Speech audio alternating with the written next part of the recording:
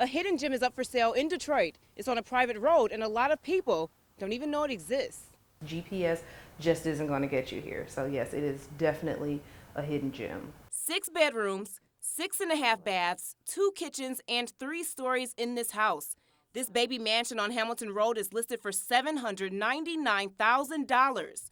That's much more than other houses in the nearby area, but this one is on a private road near the 11th hole at the Detroit Golf Club. People that live here don't move.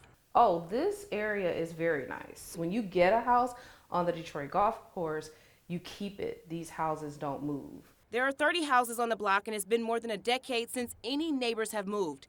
Erica Bell says this house has been in her family for more than 3 decades, and they just don't make them like this anymore.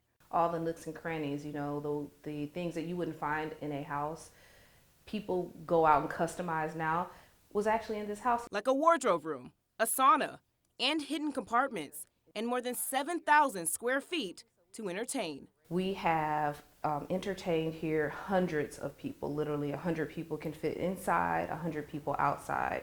This is the type of house you entertain in. This is a hidden gem. You can't actually see this house from Pontchartrain. So it's not even labeled as a street.